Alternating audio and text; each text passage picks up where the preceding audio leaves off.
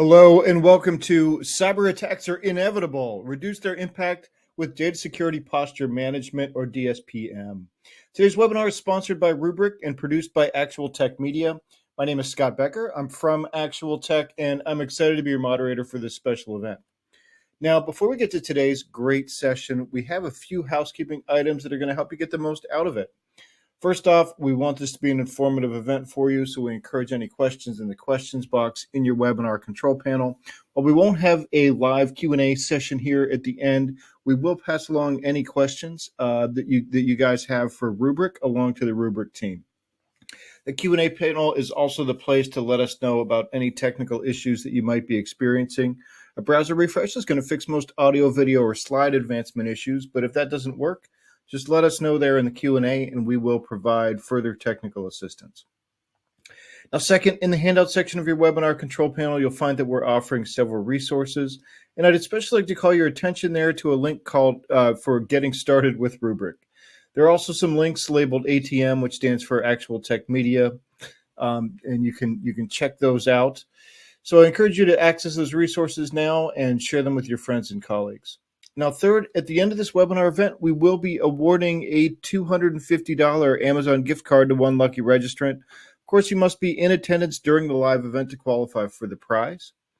Official terms and conditions of today's prize drawing can be found in the handout section. Just scroll to the bottom and you'll find the link with the details there. And with that, let's get to today's fantastic session. So it's my pleasure to introduce you to our presenter today. We have Seema Kathuria, who's Senior Product Marketing Manager at Rubrik. And now I'm going to turn things over to Seema. Hi, everyone. I'm Seema Kathuria, a Senior Product Marketing Manager at Rubrik. And today I'll be talking about how cyber attacks are inevitable, but that you can reduce their impact with data security posture management. Let's get started. Although enterprise organizations today are spending millions of dollars on cybersecurity, cyber attacks and data breaches persist, and organizations are facing ongoing threats to their data as it grows exponentially across on-premises, cloud, even SaaS environments. And to reduce the risks of data exposure and the impact of data breaches, organizations should consider adopting data security posture management. In this webinar, you're going to learn about what data security posture management, or DSPM, is, how DSPM enables cyber resilience, and an example of some organizations who are already using data security posture management and the benefits that they're seeing from that. Let's start by understanding the current state of things. Why should organizations be concerned about data security as a whole? Data breaches continue. In fact, the average global cost of a data breach rose about 23% between 2017 and 2023, as shown here on the graph. And today, $4.45 million is the average cost of a data breach.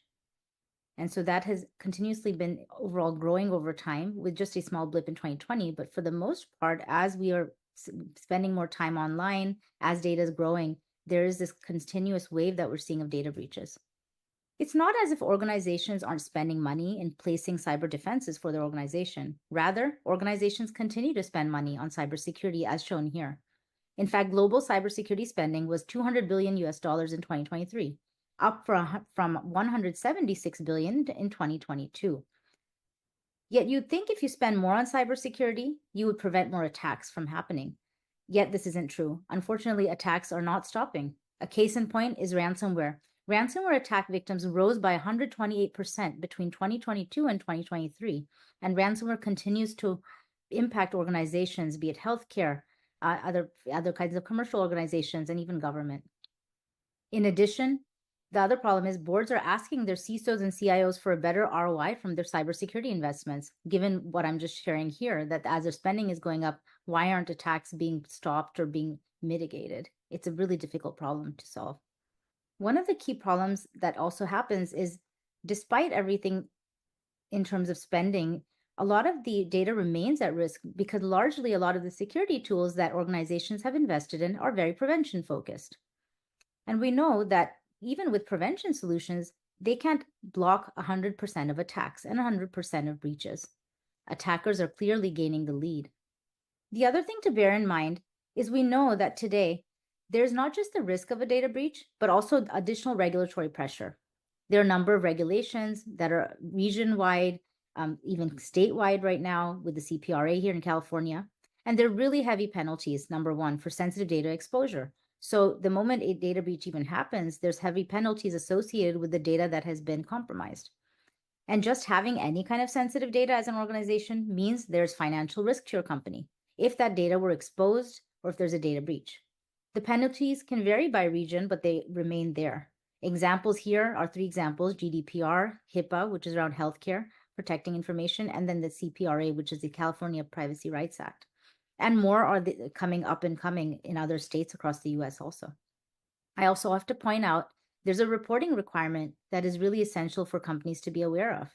And how many organizations today can say within 24 hours where your sensitive data is located and who has access to it? It's not an easy question nor set of questions to answer. And so having visibility into where your sensitive data is can be the first step to really realizing where you can reduce that damage.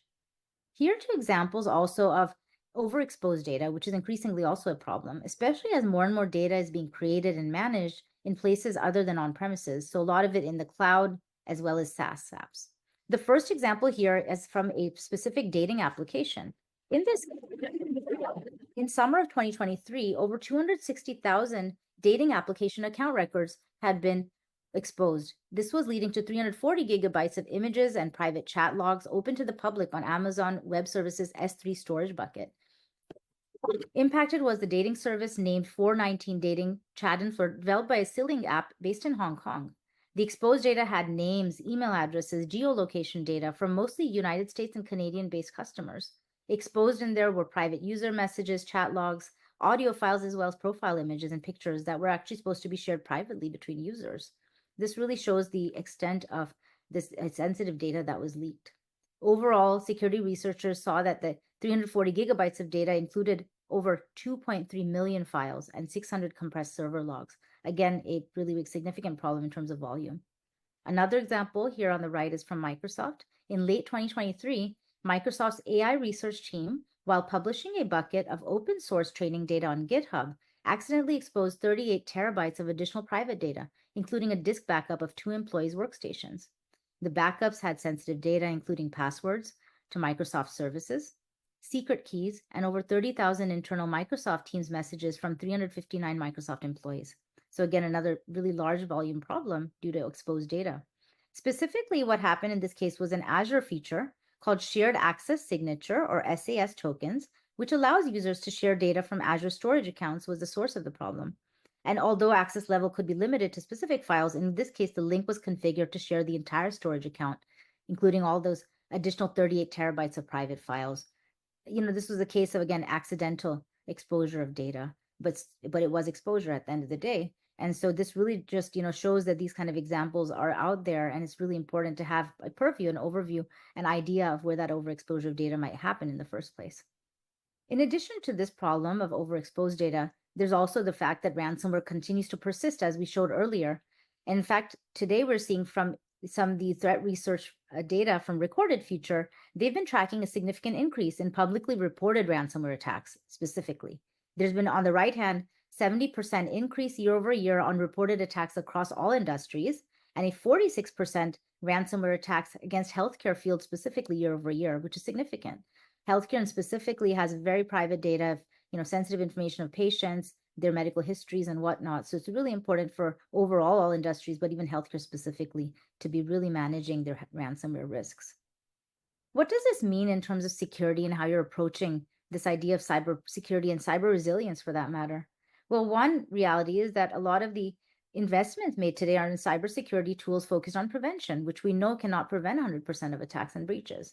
So perhaps a shift is really needed where you're not just focusing on prevention, but rather thinking about a data security posture management paradigm where you can really reduce the risk to the data itself.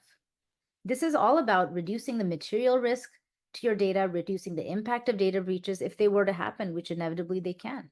There are 3 specific things today that I'll be talking about when it comes to data security posture management. But at a high level, one, a data security posture management, or DSPM, can help you proactively identify and discover data wherever it lives, whether it's in your cloud and SaaS apps or it's on premises. Being able to find out where that data lives and being able to then catalog that data and know what kind of policies to apply will be really critical.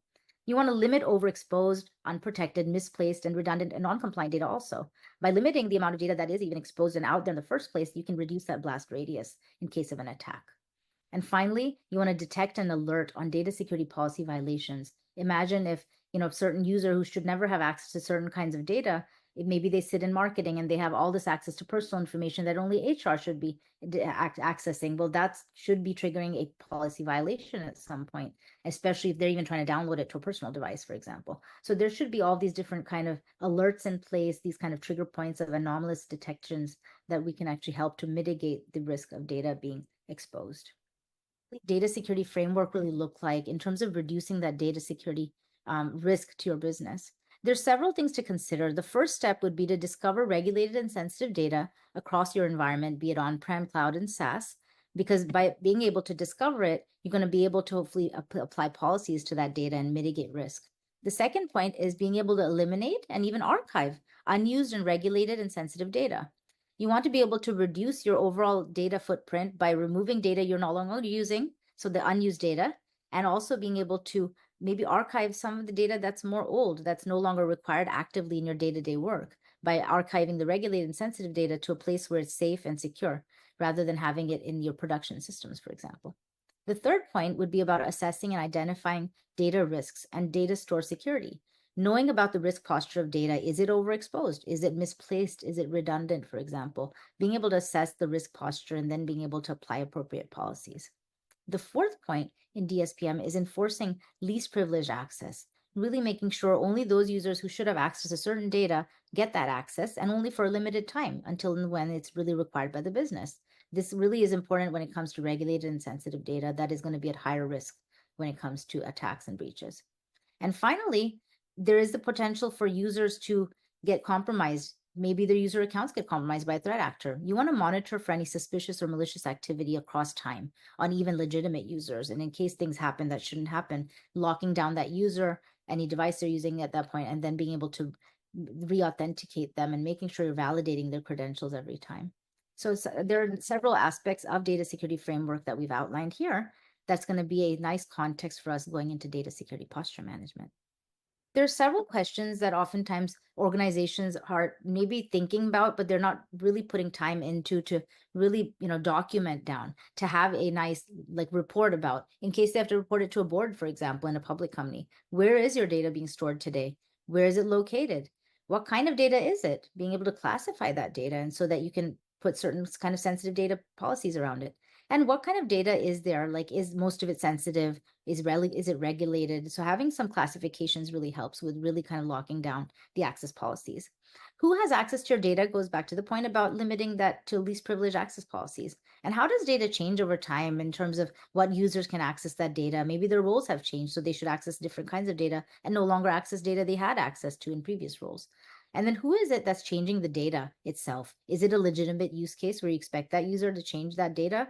Or is this person not supposed to be authorized? So you need to keep on in mind that data is constantly shifting and evolving as our users and their roles. And so having that visibility is going to be really important, which data security posture management can help with. Going into data security posture management, DSPM, and how it can help answer some of these questions, we're going to walk through each of the four main use cases. One is the data discovery and classification, which is going to really answer questions around where is your sensitive data? Where is it located? What kind of data is it? And you can then apply certain kind of labeling to it and classification so that you can really get a good sense of where that data is. And if you have to go back and apply certain policies against it, you can do it. Data risk management is the second pillar. Here, you're going to answer questions like whether certain data is changing in terms of its risk level. Is it now overexposed all of a sudden? Is it unprotected and needs to actually get in a protected place? Has it been misplaced, that data, and is it in a place it shouldn't be? Or is it redundant? Maybe you have 2 or more copies of data, and do you really need those 2 copies, or can you actually go ahead and archive or even delete a copy of it? And so this is going to help you to understand the risk posture to the data and then apply appropriate policies to mitigate that risk over time. The third pillar of DSPM is data access governance. This is about the identities of the different entities that are accessing the data, typically users or human users. This is going to help you answer questions around who is accessing my sensitive data across my environment. And every identity or blast radius for each user for accessing sensitive data. So be it before a breach or after a breach, you can be able to get a sense of which users had access to that sensitive data, and then you can reduce that blast radius down to that user so that you don't expose that data exposure to other users in that same environment. So this is really about governing access. The fourth and final pillar is data detection and response. This is all around answering questions whether there's a suspicious or anomalous activity for the data and which specific identity or user is accessing that data, and maybe detecting really some threat actors that come as a result of this detection response and blocking that particular user from accessing any more data after we've discovered this anomalous behavior and event. So this shows kind of the end-to-end from the time of discovery all the way to detection and response in the case there is an anomalous event or a specific cyber attack that could be happening, having a really good sense of where your sensitive data is, what the blast radius is, which users are accessing that sensitive data, giving you a full, really risk posture of your data. According to each of the four categories, there's key things to remember as a takeaway of what they really help add value for your data security framework. The first, that's tied back to that idea of discovering, classifying your data, is data discovery classification, DDC sometimes for short. This is about discovering, classifying sensitive data. This could be private data, such as PII data, within like a financial situation. It could be even PII sensitive information about your social security numbers in the US. It can be also things like proprietary information about a patented product of your company. You want to make sure you're limiting access to that sensitive data on premises, cloud, and SaaS environments. So really being able to have automation around that is going to reduce your time to discovery of your data. So that's where these kinds of automated data discovery classification capabilities are going to really come into place and help you automate those processes. The second will be data risk management. This is going back to the idea of really reducing the overall footprint of your data that you need to continue managing and securing by archiving the unused data, perhaps even deleting data that you no longer need, and securing everything else. Simply just reducing that overall footprint of data means that you have less of a security risk to that data. The third is data access governance, which is minimizing excessive as well as unqualified access to sensitive data by all your users. Typically a workforce, it could be a hybrid workforce, it could be a on-prem workforce. The idea is you want to know which role, which business group they're part of, and that group, what kind of allowed access for that group should be allowed and nothing else. So really reducing it to that least privileged access.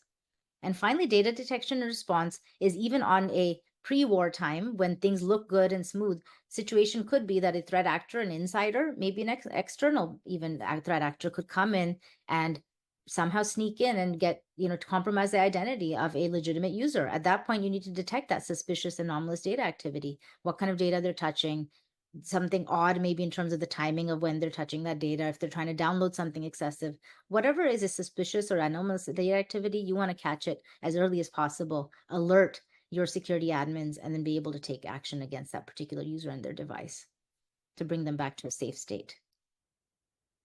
If we dive more deeply into the key things that you get out of these 4 DSPM capabilities, we're going to start with the data discovery and classification. Specifically, this is going to help you identify different kinds of data across your clouds, across your on-prem environments. Here shown in the picture on the left is, it could be a Google Cloud Platform, AWS, Azure. It could be even things like your other sensitive applications that are residing in the cloud or in your SaaS environments. You want to be able to detect data anywhere and everywhere.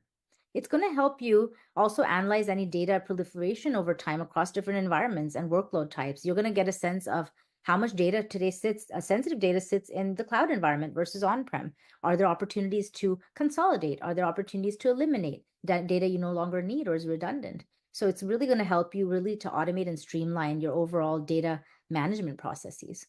You're also going to identify the very sensitive information workloads, things that maybe very limited people in the company should access. Maybe it's just your C-level, executives that should access certain data at a certain point in time and no one else. So you can lock down based on policies. So you have the highest level of protection for the very highest sensitive data that should be locked down to certain users and no one else. The worst case scenario is sensitive data that's exposed to the entire organization. That's one of the worst cases. The best case is where you've locked down policy to a really limited set of users for that data. Next, we go into data risk management. Some examples shown here on the left are discovering any data that is unprotected today and making sure you're applying certain policies to it where there are violations that could happen otherwise to accessing that data. misplaced data you're not even aware of oftentimes, and it's been wrongly tagged perhaps, and having violations against that data that you want to detect certain users accessing that data that should not have access to it.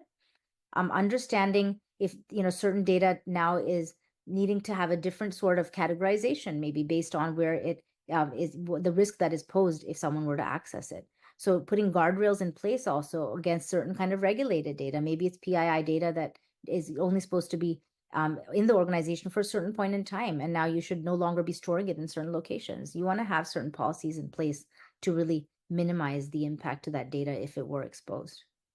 The third piece, which is all around user access, is data access governance.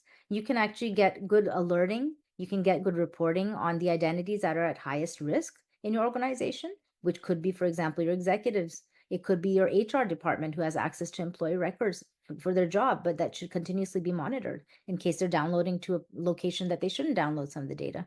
These are some of the examples around your personal information that is used by your company to do business, but it's not your data to be exposed. So you want to really lock down your policies around data access governance, again using that least privileged access policy in mind, and really identify all the excessive and unqualified and unauthorized permissions per user, so you can take actions on a very granular level for users and groups that shouldn't have certain access to certain data. And finally, data detection and response is about taking a step back and seeing that, hey, even though things look smooth today and my users, I've applied the right policies, I've limited their access to certain kind of data types, it's possible that certain threat actors could come in and now try to exfiltrate data by taking on the identity of a legitimate user. So those are the kinds of things that you want to look out for. You want to have continuous monitoring on all your sensitive data to figure out, are there some anomalies in terms of what kind of sensitive data is being accessed by a certain IP address, by a certain user at a certain point of time, maybe by a different geolocation they usually don't even log in from to access that data. So all those kinds of different criteria and kind of different ways of filtering will really help you to lock down and really detect early on, hopefully as a warning and an alert back to your SecOps teams that, hey, there's something kind of fishy here. Let's go back and investigate what point in time this particular user was accessing the sensitive data and what seems odd about their typical day and when they're accessing this data versus this particular point in time. So it's really important to have that continuous monitoring and detecting and responding appropriately. And today, one of the ways that we can also help you with your overall security posture when it comes down to taking action is we can also integrate the information that we detect on these anomalies with your SIM systems, with your SIEMs, also your IT service management tools like ServiceNow. We could actually send an alert that there's an anomalous event that happened, and then you can take action through IT service management ticket like ServiceNow and be able to take action on that user and their device to maybe lock it down or prevent them from accessing something more until they re-authenticate and they get back to a safe state. And you've done your due diligence around that user. So by integrating with the larger ecosystem, we're enriching the threat signals and we're helping you take these really good actions that you need to take in order to come back to a safer place. In terms of the outlook for data security posture management, because this is a relatively newer area that people are, focusing, enterprise organizations are starting to adopt, it's expected, according to Gartner's research, that by 2026, over 20% of organizations will deploy a DSPM technology due to the urgent requirements to identify and locate previously unknown data repositories and to mitigate the associated security and privacy risks. So as I was mentioning earlier, we know certainly data breaches are continuing to impact organizations. They're happening very often. And one of the biggest problems is that, regulations are expecting you to go ahead and, pay up the fines, pay up, really, and also to, talk about the fact that you've unfortunately gone through this data breach and now, these kind of data records are exposed. So how do you really reduce that overall data, threat footprint, the amount of data that's going to be exposed? How do you reduce the number of users that get compromised in a data breach? So in order to do that, DSPM can at least help to reduce that overall impact, that exposure of data, and let's give you some visibility up front so that you will hopefully be in a less difficult situation post a breach, hopefully fewer fines, hopefully a place where you can recover more quickly if you were to go through a ransomware or other attack. And why Rubrik in particular? Why should you think about Rubrik as a great partner on this journey of data security and on this journey of cyber resilience? Well, data security posture management is something that we can offer you no matter where your data is. Maybe your data is primarily in the cloud and SaaS today, so we can help you from that point of view. Maybe you have a hybrid environment where you have a lot of data on premises and you need to make sure you come from a really secure vantage point, so we can help you apply DSPM policies there also. The beauty of it is we don't have to enforce any agents. You don't have to deploy agents. So it's very seamless from that point of view and no impact to performance. We also provide a very rich historical timeline of where your data lived at any point in time. Where was it, say, certain point in time, so maybe like days ago, weeks ago. And so how has the posture of that data also changed? The classification may have changed. The user's accessing has changed. So we can give you a point in time, series of historical data that you can go back and really use to take action. We also provide this notion of having complete cyber resilience, not just through a combination, but really the power of together. It's the cybersecurity posture, which is our DSPM solution on the left, combined with cyber recovery on the right. Cyber recovery is something that Rubrik has been doing for over 10 years now, into our 11th year, and we really believe you take a two-step approach. You need cyber recovery plus a really strong data security cyber posture here on the left in order to really deliver on that cyber resilience promise. We are the only platform offering both in a single kind of code base and from a single platform called our Rubrik Security Cloud. That gives you the consolidation, the confidence. You get the cost savings also, of course, instead of having to integrate multiple solutions for your backup recovery combined with DSPM. We really want that one kind of expertise in both of these areas.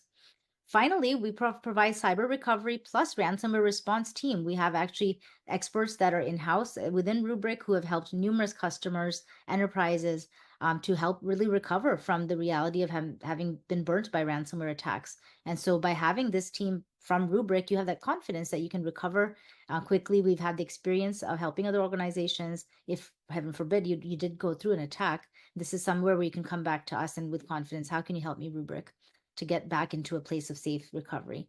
And in doing so, we even provide a $10 million, what we call a ransomware recovery warranty, which is really putting our money where our mouths are, saying that we can guarantee recoverability from these inevitable attacks. We have a dedicated support team that's responsible for helping customers that have been hit by an attack. And we've had over 200 incidences to date. 100% of them have fully recovered, and 98% never even made the news. So we're really happy to say that we've been able to help real organizations with this really real problem of ransomware. So in a way, you're also getting to save the costs associated with doing a lot of the recovery work in-house and having to figure out all the nuances or having to rely on another firm to do this. So we really feel like we can provide a very holistic value with our combination of recovery plus DSPM. And in addition, Rubrik today has already over 6,000 customers across the globe that are using much of our recovery solutions, and some of which also are using our DSPM capabilities. I'm going to talk about two of those today. The first customer is a global fintech company that had over 70 petabytes of data that they needed to discover, classify, and secure. They're very concerned about the risks associated with this data because it lived in various environments, specifically cloud, AWS, Azure, and Snowflake. And this posed risks and compliance challenges as well for them because they have very strict financial and fair lending regulations. With Rubrik DSPM in place, though, they found themselves to have greater visibility, in fact, 90% more data visibility versus their prior solution. And in the previous case, they even had to tell their solution where to look for sensitive data. So that was really a big missed opportunity because Rubrik could actually discover a lot more data than that solution could. Also, they do like that Rubrik's DSPM solution is adding an extra dimension as far as security monitoring, which is sensitivity of the assets that really gives them a chance to sort through what they should today versus having to wait for that for a future time. They're confident that with Rubrik in place, they're going to be more efficient when it comes to incident response in case they were attacked. The second customer is a publicly traded company called WalkMe. They were actually very concerned about publicly exposing any sensitive data. And so they had about 5 petabytes of data they needed to discover, classify, and secure with Rubrik. And they even replaced their legacy solution because it didn't actually cover off on all the environments that they had and where their data was stored. It was also a slow and difficult to use solution compared to Rubrik. Now they have a single data inventory of assets across AWS and the Google Cloud Platform, including BigQuery. And they're really confident that now they're going to be able to be much faster. They can discover publicly exposed data earlier on, and they'll be able to quickly remediate by having Rubrik in place. If you want to learn more, you can also check out our website where both of these case studies are available. Thank you so much.